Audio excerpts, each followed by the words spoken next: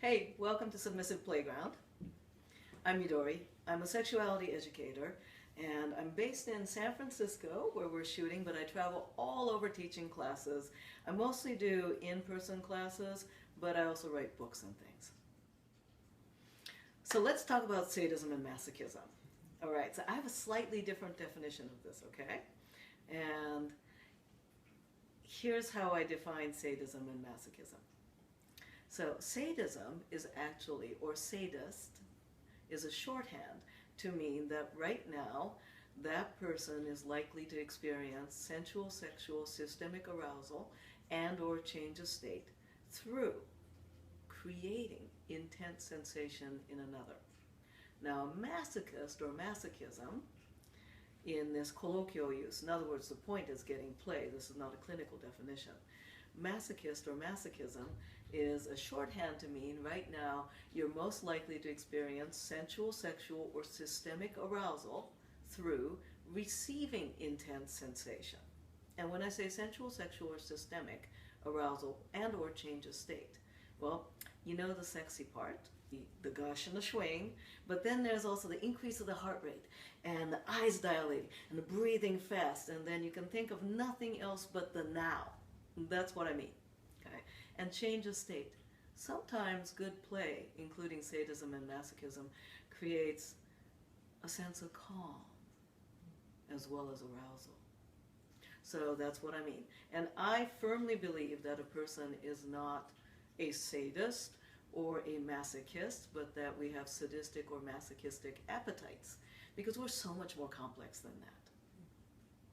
There are lots of different kinds of appetites and types of masochism and sadism in terms of the pleasure-seeking behavior. And here are just some that come to mind.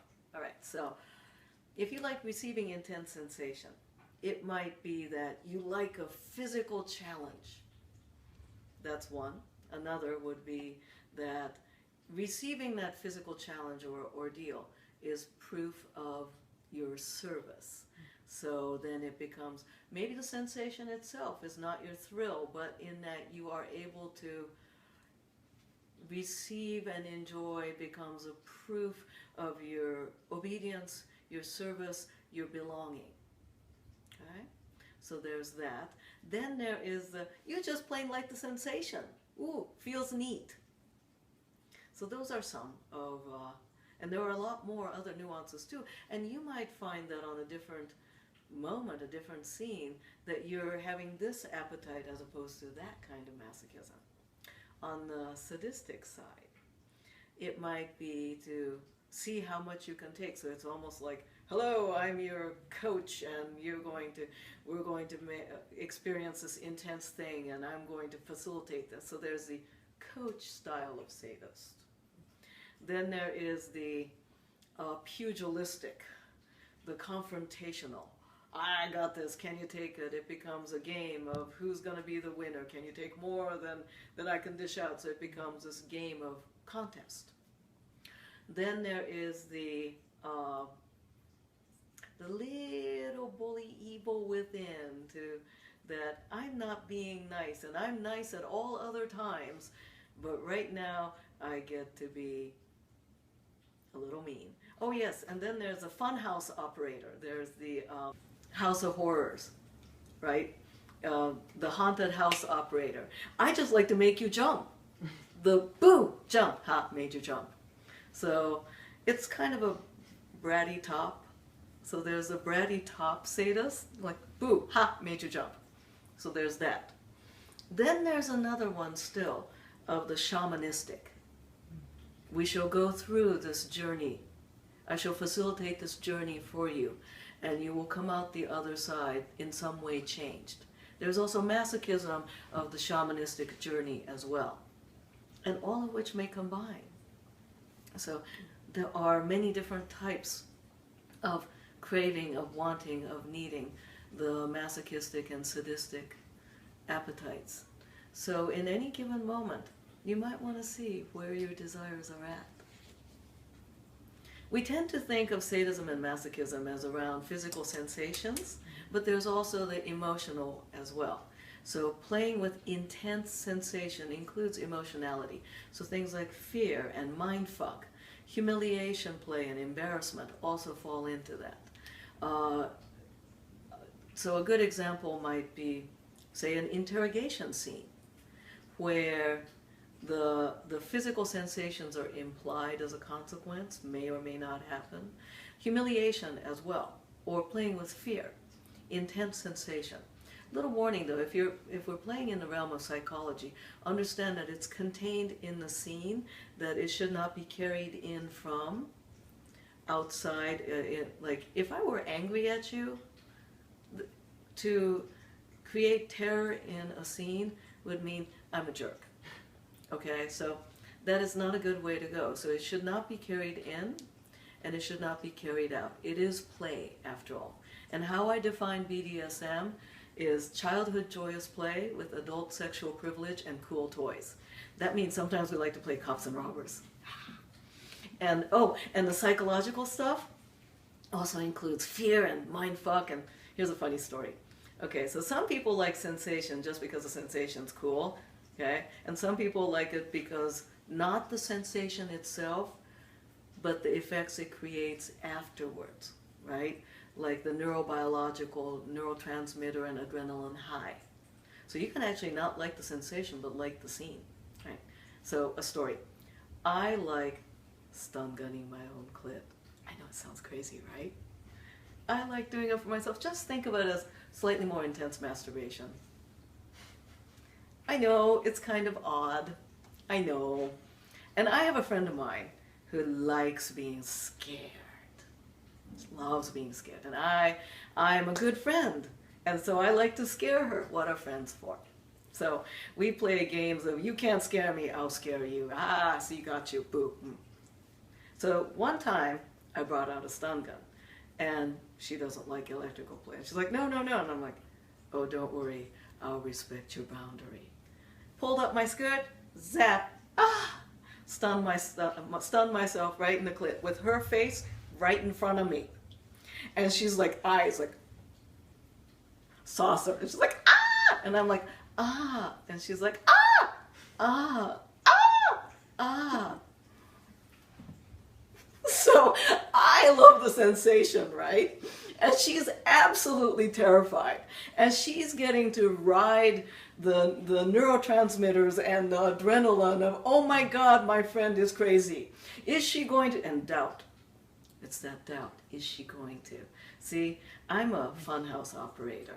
I like to make things go boo. And I like to create a safe place where you get to enjoy safe fear. Not the real fear. The world out there is full of real danger. We don't need that. But we can enjoy. We can enjoy the contained funhouse fear. It's like going to a scary movie, except your friend, me, I'm the scary movie. And then afterwards, you know what? We're going to laugh about, oh my God, I scared you. You scared me. Oh my God, you should have seen your face. You're really sick. I know, you're welcome. And then we go out and have dinner, and it's good. Now, here's a practical advice from Auntie Midori. Before you're going into play, think about what do you look like and sound like when you're experiencing intense sensation and it's good for you. And I want you to tell your play partner that, and I also want you to find out what the person topping you looks like, sound like when it's good for them. So if I were playing with you, I would ask, so when I'm whacking you with this thing, when it's good for you, under optimal situations, what will I see and hear? And if you say, well, I look like I'm having a good time, that's not good enough. Okay, are you saying words? Are you using English? Are you suddenly speaking in another language? Or some people, a lot of people say, oh, I make a lot of noise, but I don't do words. Okay, that's good. Do you wiggle around a lot when it's good as part of your processing? Or do you get really still? Do the eyes roll in the back of your head or not? Do you sigh? Do you giggle? Do you swear? Speaking of swearing, I had a playmate, and bless him, he was such a dear. Before we started playing, and we were doing wacky things, right, with floggers and canes and things like that. And he told me, pardon me, ma'am, and he was a really nice guy. Pardon me, ma'am, I need you to know that when things start to get good, I swear. I'm like, okay. And when things get really, really great, I swear at you, and I call you all sorts of horrible names. It's just part of my thing, and I'm really sorry. And I'm like, oh, no, that's fine.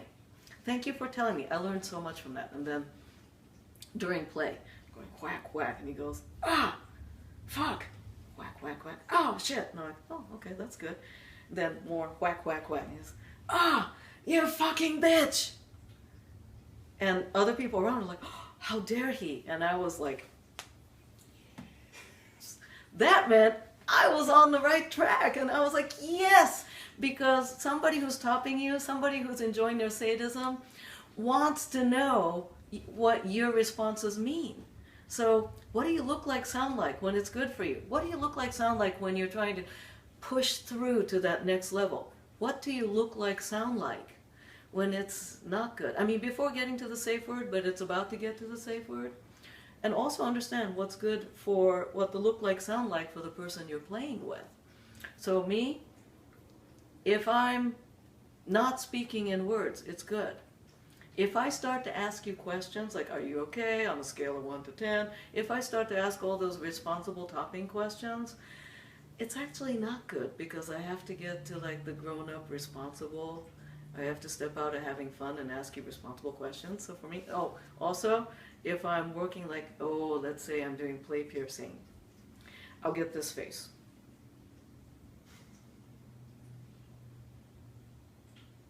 It doesn't look like I'm having fun, right? No, I'm totally having fun because I'm concentrating. If I'm giggling, it's good. Maybe not good for you, but good for me.